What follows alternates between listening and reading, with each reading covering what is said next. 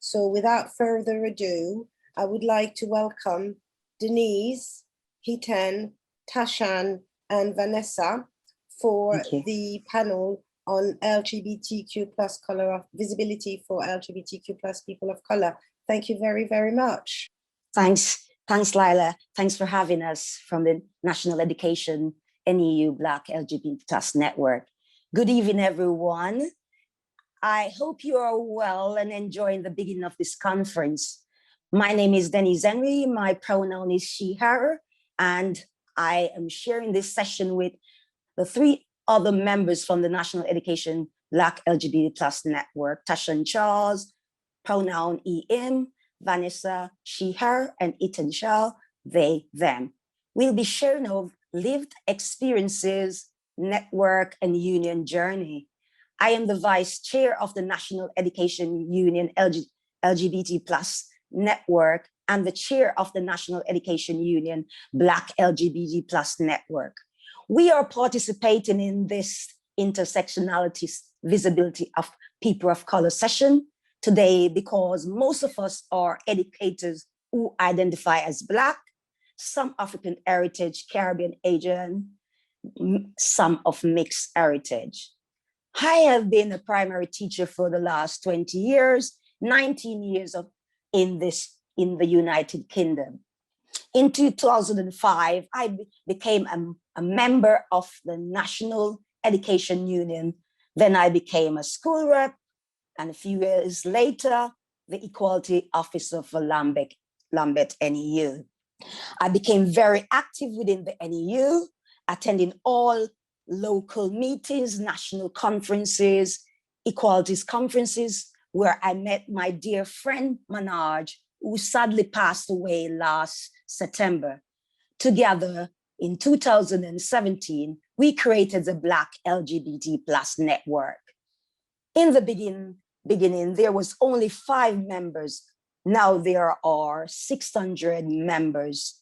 The network received an award for the most inspiring intersectionality network in 2019. And in December 2020, I was awarded the Manoj Neta Hassan Award for outstanding intersectionality work at the NEU Black Educators Conference.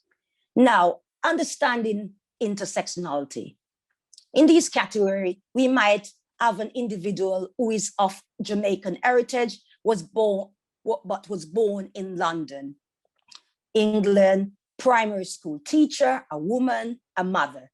Any of these identities takes in any isolation, a woman offer a poor replica of that person that misses the variation of a multi-layered existence. We are multi-dimensional beings. Therefore, every aspect of our lived experience needs to be considered and to understand our story. These multiple identities are not discrete. They are not in isolation. They are overlapped, like a Venn diagram with multiple circles. Each of these circles represent a different surface of a person's lived experience. These circles blend into each other. They intersect. Intersectionality is a frame in which we each experience varied degree of privilege and oppression with a dominant Western discord. As Black LGBT plus educators, we intersect a number of identities. Some of you may have in common with us, others you may be alienate to. And the NEU Black LGBT Plus Network is a safe space for members who intersect with more than one protected characteristics. We talk and collectivize around issues, sharing of lived experiences,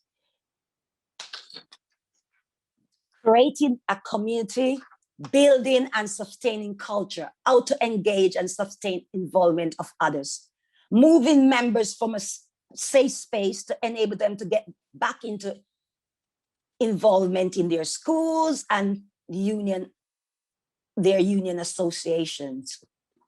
One of the ways that we found to promote the LGBT plus Black network was to create a WhatsApp group.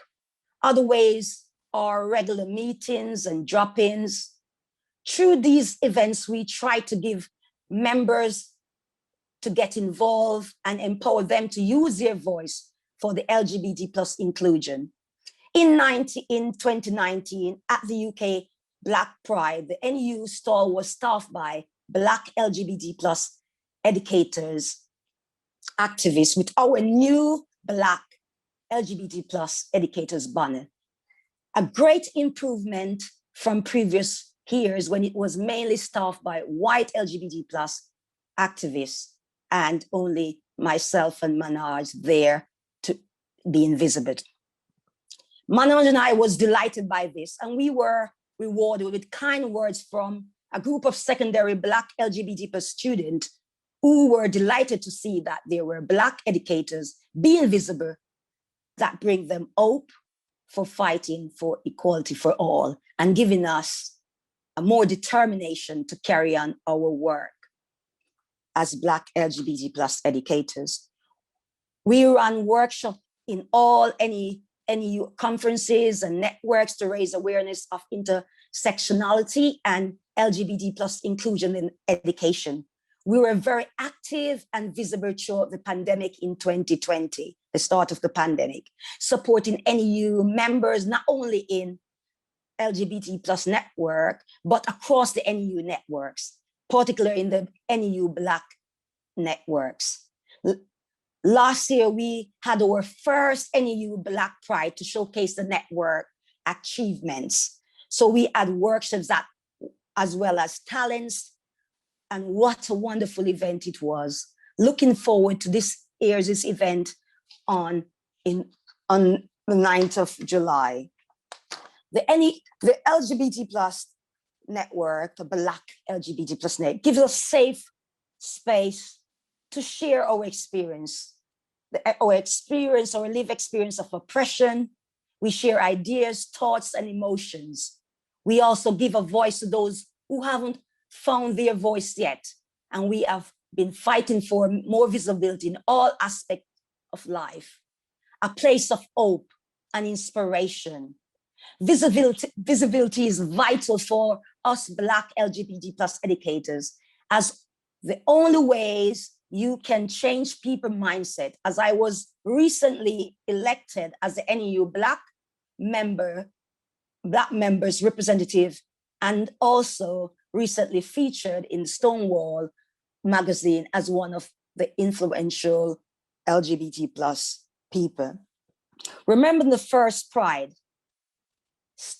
Let us remember the first Pride.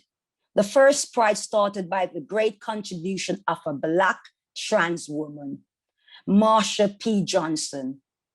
Pride is the Black queer people legacy. It's our duty to fight for the oppressed group. We stand proud in Pride solidarity. I use my own lived experience to change the lives of others. I walk the talk. Proud to be Black, proud to be a lesbian, proud to be a woman, and proud of my Jamaican heritage. If you want to find out more about the NEU Black LGBT plus network and our upcoming event, I will be sharing my email address for you to get in touch with us so you can be a part of our NEU Black Pride on the 9th of July. I will now hand over to Tashan Charles to tell his journey with the NEU. Thank you so much, Denise. I've got a question from Rachel Harvey. She would like to know, how can I join the Black LGBT plus network? She or they are a member of the NEU. Can you answer that? Yes, I will pop my NEU email address in, and she can send me a message, email me, and I will get in touch with her with the WhatsApp the WhatsApp details. Thank you so much.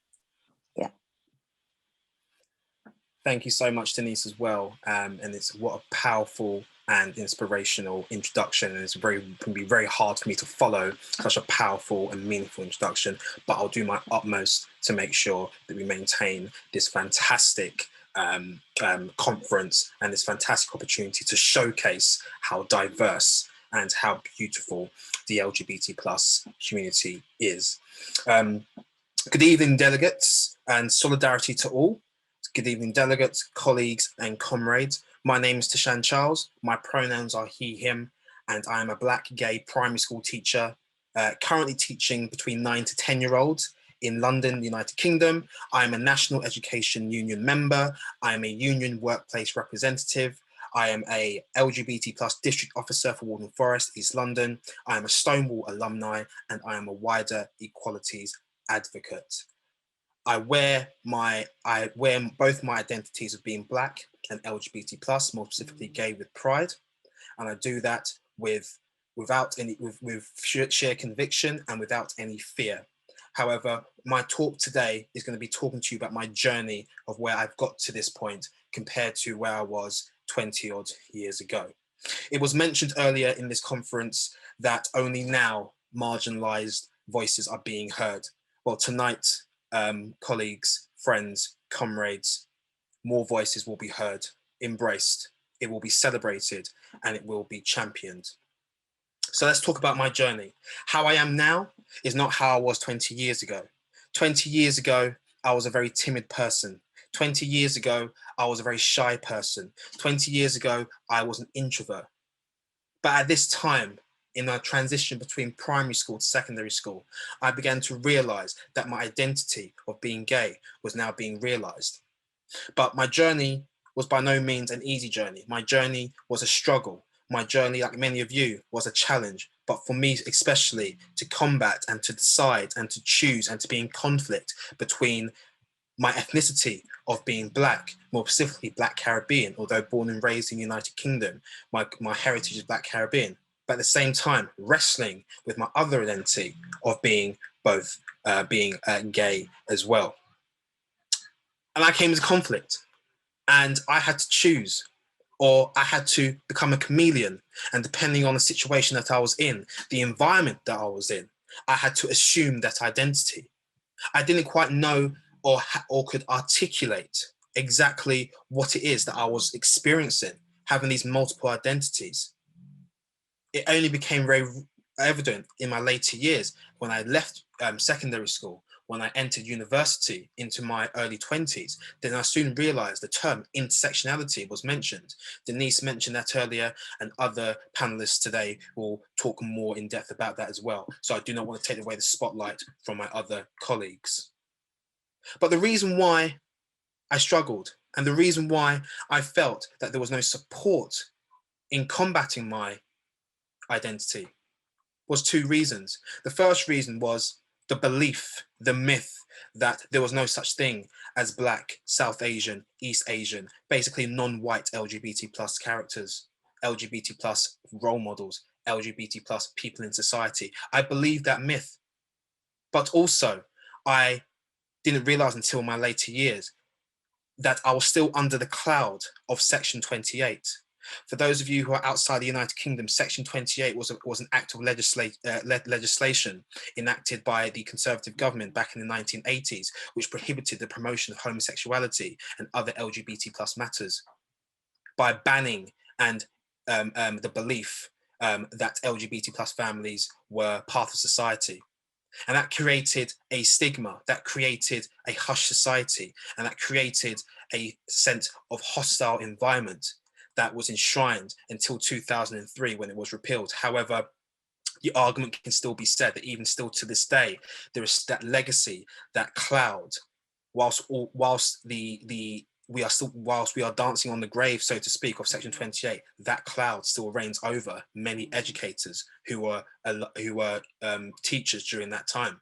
And it most certainly had a very dark cloud on the individuals who, like myself, was in school during when Section 28 was enacted. But I'm not going to spend too much time on dwelling on my challenges, although that's very important. But I soon realized in my adult years that intersectionality was vital, and that what the conflict I was feeling was justified. that as society, we identify with multiple beings. We're not just one dimensional, we're multi-dimensional. And that is important that whatever identity that we embrace, we identify as. With me being a male, gay, cisgender person, that I embrace that. So let's move on to how I got to where I was.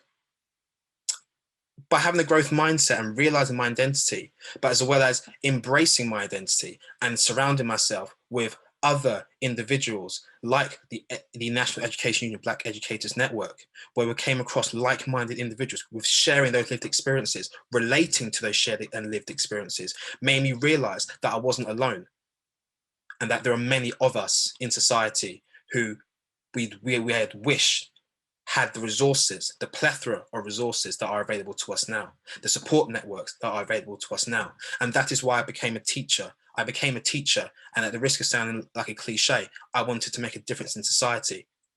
How many of our how many of Black male primary school teachers did you have growing up in school, whether in the United Kingdom or abroad? That visibility is crucial. That visibility is important for other people of color to see that you can aspire to be this, which is why on my ID badge at my school, I wear not only my National Education Union member badge, but I also have this badge from Stonewall, which has come out for LGBT. So for primary school children, they can see that this is visible. They can see that I'm an ally. They can see that there's a support network there. And that was what led to me into my union activism, no longer saying to myself, I will not be silenced, no longer saying that I'm not going to be visible, that I am going to be visible, and I'm going to show you, and I'm going to represent the fact that there are marginalized groups whose voices should be heard. But at the same time, I need to understand the fact that I need to acknowledge my privilege. I need to acknowledge that whilst my race and my sexuality has been the subject of ridicule, discrimination, persecution over many years until an extent to this day, I need to acknowledge my privilege of being a male, cisgendered, able-bodied person. So like how I will not allow anyone to speak for me who doesn't identify as me. I had to make sure that I don't speak for other marginalized groups if I don't identify as that for myself. So my activism will not be waned. My union activism will not be waned. My activism within the school has had an impact. I have mentioned and I have enacted that our bullying policy has been very explicit in stating that homophobic, biphobic, and transphobic bullying will not be tolerated. This month is Pride Month, and I proudly show my pride flags in my classroom. I've had children who have organically asked me, what are these flags? So to borrow what Susanna said earlier about utilizing LGBT plus people, I explained to them that the reason for these pride flags, it was as a result of a riot to talk about equal rights. That organic conversation has been things that I have woven into and embedded into my teaching practice, which is another skill that I'm proud to say that I've enacted, and I've encouraged other members in my school to do so. So I'm not going to talk any longer, but I will finish this my part of this panel to say my final message to colleagues, to friends, and to delegates. As a Black and proud gay primary school teacher, my message to you is this: we are here. We have always been here. We will still be here, and we will be heard. Thank you, and happy Pride. Thank you so much, Tashan. Just looking at the comments, awesome, amazing, well done. Authenticity and empathies are the greatest teaching tool, brilliant. It's just, Elisha said this visibility is so important at street level as cultural phobia towards LGBTQ+ in a multicultural society makes for many levels of acceptance and non-acceptance. So thank you so very, very much.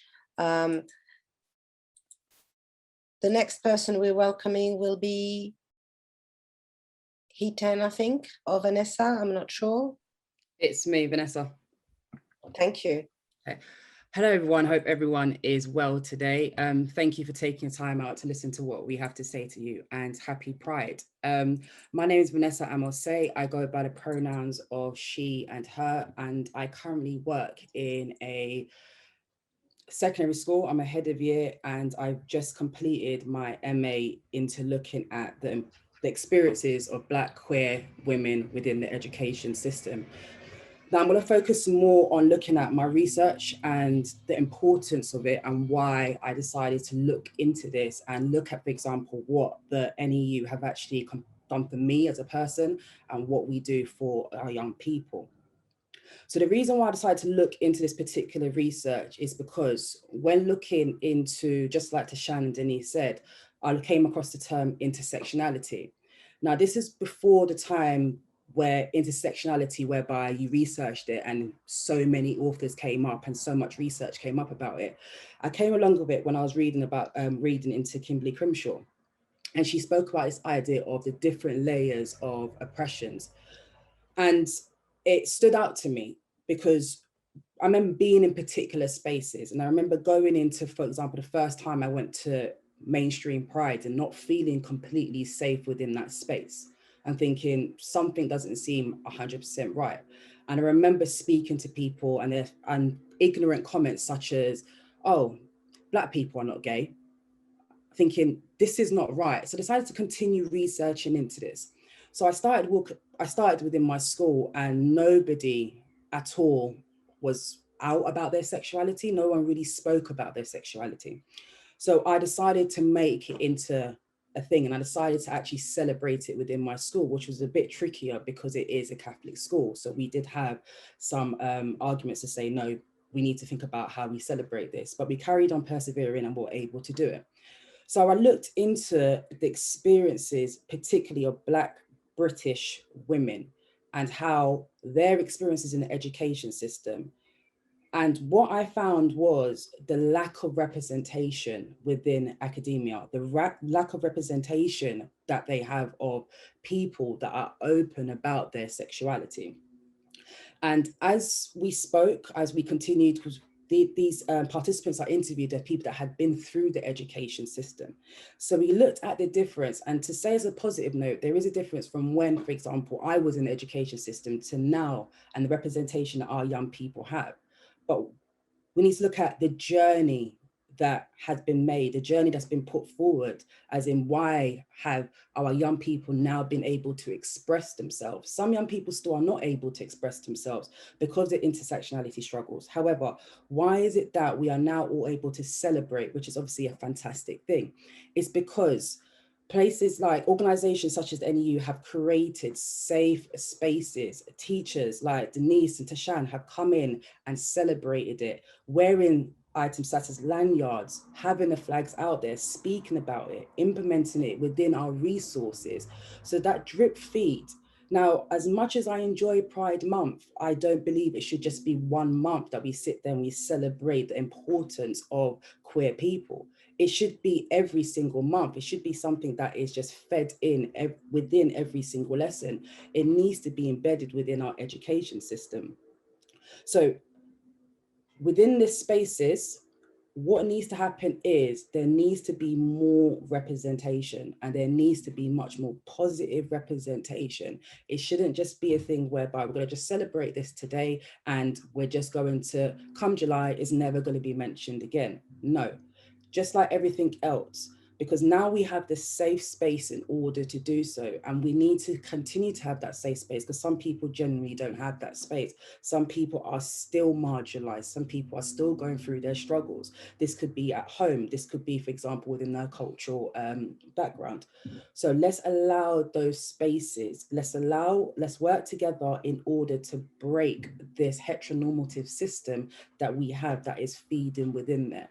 So I decided to contribute that within to everybody. So I mainly completed it for some representations for Black queer women, but also for other people to understand the struggles they go through, the racism, the homophobia, the sexism that still lives within our system, society today. So that is what I've contributed towards that as well. And just thanking also Denise and Tashan, because Denise is an absolutely fantastic leader and everything that she's contributed towards the Black LGBT community. So I'm not going to say too much more, and I'm going to pass it on to Hitan, who's going to talk much more. Thank you. Thank you, Vanessa. That was really inspiring, actually. And as a Black lesbian, I was like, yes, thank you. Yes, thank you. Yes, thank you. I think it's really important. And I'm really, really grateful that you actually took the time to come and contribute to this conference. Hitan, I've got some questions for the whole panel, but I'll let you finish your presentation and then we can have maybe 10, 15 minutes looking at how we can foster a more inclusive and accepting space in education for LGBTQ plus people of color. So I'll drop that in there and maybe we can come back afterwards. So Hiten, thank you so much and over to you. Hi, thank you. The plan was that I would talk for about 5 minutes so we could do some questions as well, which those of you who have heard me talk before will know would be a bit difficult for me, but I'm going to try my best to keep it concise. So, what I really wanted to speak about today was the trans and non-binary experience and the journey that I've taken throughout the union, and we as a union have fostered that intersectionality. We keep repeating this word because it's such an important thing for us to remember as people who are fighting for social justice. A quick about me. So I'm Hitan. I'm a secondary maths teacher currently working in Hertfordshire, and I identify as non-binary as well as queer in terms of sexuality. And in terms of my non-binariness, in terms of my gender identity, is something I realized, during my teenage years. It took me a very long time to come towards it. And I think part of that was because my understanding of my own gender, or my, the lack thereof of my gender, especially within the binary, is very much deeply fostered in my cultural identity and my religious identity. So I'm a Hindu, I'm a Gujarati Indian, and I only really came to understand how my gender identity works when I thought about my religious background, my cultural background, because India and Hinduism have this beautiful, wide, vast history of gender non-conforming mythology and people and all that. And it was a real struggle for me growing up. And those of you who have heard me speak before, I speak about this an awful lot at a lot of events like this, is that, I never knew any of that when I was a teenager, when I'm, 15, 20 years ago. And it's only through then doing lots of research off my own back that I understood this history that there was, and understood my own gender identity within that.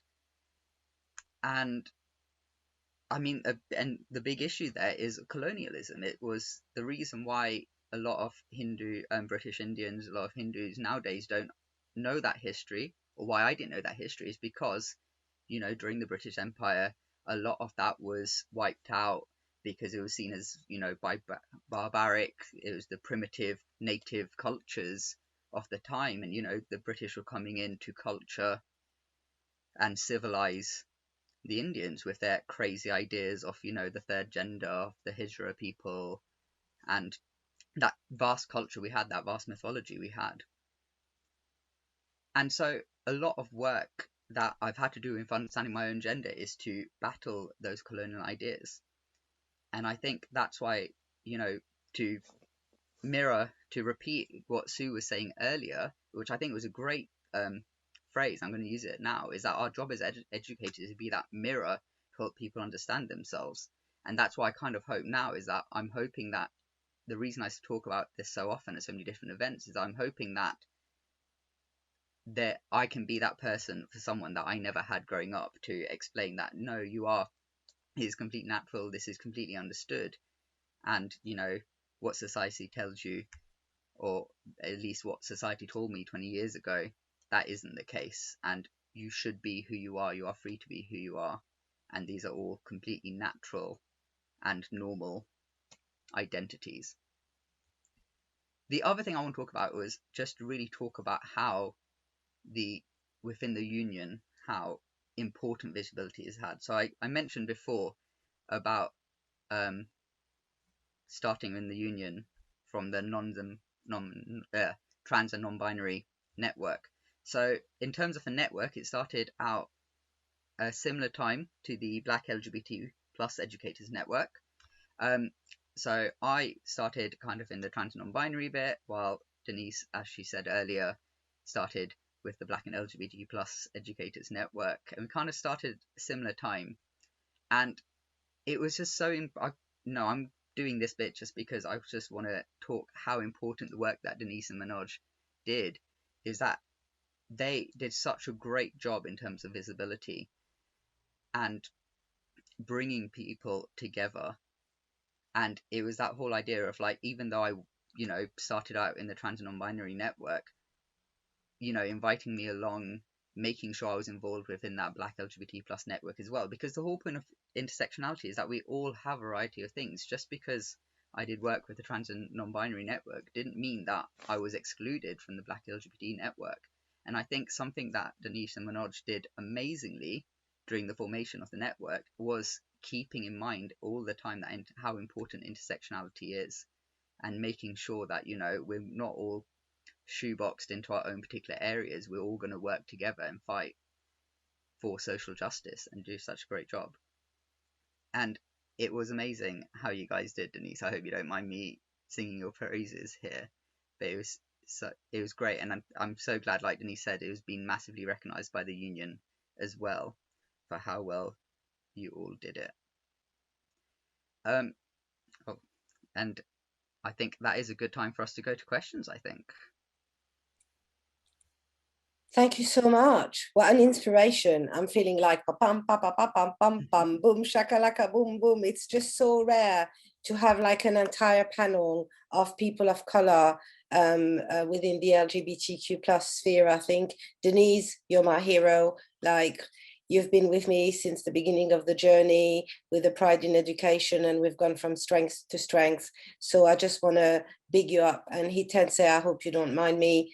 Well, please do, because we need to be amplifying our voices, and we need to be elevating each other. And it's so hard for people who are in the closet, because it literally destroys your mental health. As we heard from Martin at the beginning, of everything that happens in school is literally life destroying. So we've got a question. As an Anglo-Indian, I see so many issues to be faced. Oh no, it's not a question, it's a comment. Great to be having this discussion. Love the beard, by the way. Hitan, I think you've got a fan. So wow, a lot of thank you. I've got people messaging me on Twitter, on WhatsApp, in my email, saying they're completely hooked by this conference. So that's really, really good. So I'd like to pose the first question to the panel. What do you think schools, colleges, and universities can do to foster a more welcoming and accepting environment for LGBTQ plus people of color? Denise, can I start with you, please? Yes. Thanks, Lila.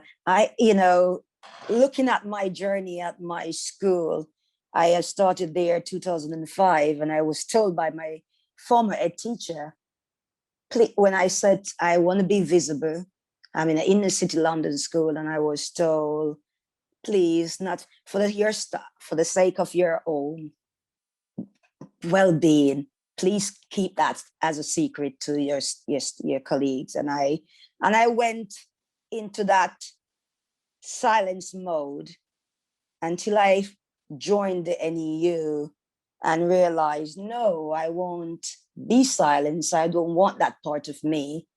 I have lived that life in Jamaica already. I am not going to do that in the UK. So I decided to keep fighting. And it took years to get where I am today, where I now have a display in my classroom, a pride display. The staff at my school proudly use their pronouns, as part of their signature, to show solidarity with the trans community. I think for me, that journey now reaching there, it was a change of management and not giving up, asking school, researching, getting your senior leadership team on board. That works well. And following the government guidelines, the RSC policy, the work out there, the things that is created by Stonewall, even us as the NEU, we created, and the LGBT plus framework to guide schools all of those working together, having strong local and regional LGBT plus. I know that I work closely with my local authority inclusion team on having Lambeth schools, inclusive schools, having Lambeth schools being LGBT plus inclusion in the city London. And so I think is that not giving up, is that having billing network is very important. But not only just billing network, is like this training that is support that is there from, you know, from Stonewall, from created from Ollie and all that is, you know, and from different, you know, just billing and network, having like-minded people coming together, working with getting staff, getting allies on board, that will make the difference. Because I should be the only one. Why my school is working well, I have allies that have the same commitment to making my school safe for me and those children that might see themselves as LGBT plus. So that's my Thanks, take on it. Denise. Yeah. I also feel like there are plenty of opportunities for people not to work in silos. So for example, celebrating queerness during Black History Month is a really good idea. I'm always pushing for more representation of LGBTIQ plus people during Black History Month, Disability Week, Refugee Week, etc., because there are LGBTQI plus people seeking asylum in the UK. Vanessa, and then Hiten and Tashan. So Vanessa, what do you think schools can do to promote a more inclusive and accepting environment, please? I believe what schools can, I'm going to just use my school, for example. I link into what Denise, I think representation is really important. This is my personal opinion on it. I believe that if you are part of the LGBTQ plus community, you should be quite visible. I know some people don't like to say that they don't like their personal life and they shouldn't have to do it. But I feel as if for our young people to feel safe, I feel like you should be able to be quite open about your sexuality or in terms of your gender identity and make it very clear about it. So in terms of as long as you're safe, I think. Yeah, I mean, as long as you are safe, and in school, the thing in schools you should feel safe. So if you follow the SRE guidelines and if you follow the school protocol, it is a hate crime. In the UK. In the UK, apologies, sorry, in the UK, yeah. So following the guidelines, but also the use of language as well. So adapting language, so not just making, if you're gonna, for example, make an equation, not make it into like a heterosexual couple, change the language so therefore young people are aware that there are, for example, other family types out there. So just embedding it within everyday language through representation and language as well. I couldn't agree with you more. I think visibility, representation, opportunities to celebrate, teaching resources, and we've got quite a lot of workshops tomorrow and on Sunday morning about how to do just that, whether you want to create your own resources or you want to see how it's been done. Hiten. Yeah, I was going to say exactly what Vanessa said, and so I'll just expand a bit more. I think is that it all comes down to making sure you've got that visibility within your curriculum. And I think there's a lot of us, like looking at the poll run earlier, that a lot of us are LGBT plus and all that. But I think the onus shouldn't just be on us. And I think the biggest thing that I did when I once ran a workshop at my previous school about, having a more inclusive school was saying, well, the onus isn't on me. Just because I'm black doesn't mean I should be the only one promoting Black History Month. Just because I'm queer, I shouldn't be the only one promoting LGBT History Month. It is everybody. It's everybody's job to get involved, and so it's all about getting the support of your entire school and getting them to also be doing these things as well. So I'm a maths teacher, so I'll just go a bit maths specific here as well. My maths department at the time were like, well, it's all well and good. History will just, throw up a picture of some historic queer people, and science will do this, and it's easy in geography because they can talk about all different countries and the different histories and stuff they had there. What can we do in maths? And I was like, well, it just comes down to making sure our examples, you know, I'll do a question talking about two people sharing out sweets on a ratio lesson, then I'll make sure one of their pronouns is they, them, or another queer pronoun. And so it's just in every subject there is a way of utilizing it, like Sue said earlier. Thank you, Hiten. I couldn't agree with you more. I'm an ESOL teacher by trade, so I taught English to speakers of other languages. And I've always said it's not about having a gay lesson, in inverted comma. I'm still developing grammar, structure, sentence structure, punctuation. I just contextualize it in an LGBTQ plus content. So yeah, so resources, celebration, if you can be visible and safe, you should do it. Tasha, and anything else that schools, colleges and universities can do to ensure that it's more accepting of LGBTQ plus people of color? Yes, I mean, like I said, like I showed you earlier, you know, whilst this is definitely a good start, you know, it goes beyond that, having a visible lanyard, having a visible badge, and to continue to what my other colleague said, is about making sure that the language is inclusive. So not just about LGBT plus inclusive, but also gender inclusive as well. So many everyday things that we say, okay, oh, we need we need a strong boy to carry this, or oh, you're such a sweetheart little girl. We need to get that out of our system. You know, rather than saying good morning, boys and girls, something as subtle as saying good morning, everyone. Okay, so something as subtle as that, but is meaningful. So for people who may not conform to one gender or another, they know that they are still being included, they're still feeling welcome. So that sort of language goes, you know, is of course LGBT plus inclusive language, but also gender inclusive language as well. So for example, in my class, I don't say good morning, boys and girls, I say hello folks. So folks, that for me is my preferred gender neutral phrase, just to address everyone, not just boys and girls. But I think it goes beyond that. I think it's about schools looking at their curriculum. I've been fortunate in my school to be part of the Equality, Diversity and Inclusion Working Party. And we've had a really in-depth look, going through a fine-tooth comb of our curriculum, right from the core subjects of English, maths and science here in the UK, to the foundation subjects, that's everything else. And even something that's down to the art. Are we making sure that we are, you know, there's LGBT plus inclusion with regards to the art? So even so, it doesn't matter. It doesn't just have to be focused on certain subjects. It can be across the entire subjects. And also to go back to what Sue Sanders said earlier in this conference, is about utilizing, not normalizing, but utilizing the experiences of LGBT plus people. And again, and to finish to what Vanessa, Hiten and Denise said, is about embedding LGBT plus inclusive language into our curriculum, about embedding it into our teaching practice, is about embedding that sense of inclusion, the true sense of inclusion and not exclusion. Thank you. What a fantastic panel. I can tell there are teachers in the room because it's 1844 and the break is at 1845, and then boom shakalaka boom boom, we've done it. And I know teachers are sticklers for time.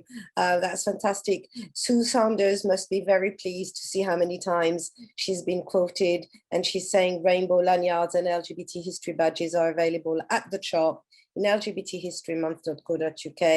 The more you buy, the cheaper they are. New badges will be available in 3 weeks' time. Now, I'd like people to go to LGBT History Month, because what that organization has achieved with zero funding is phenomenal. So please go to it. Denise, thank you. You brought everyone together. You're working 24 hours a day, 7 days a week. I know how massive your workload is, and to bring such diverse in terms of race and ethnicity, gender identity and sexual orientation panel is for me a tour de force. I cannot thank you enough. This panel Lila would have not been possible without you. Tashan, Hiten, Vanessa, thank you. My pleasure. Happy Pride, everyone.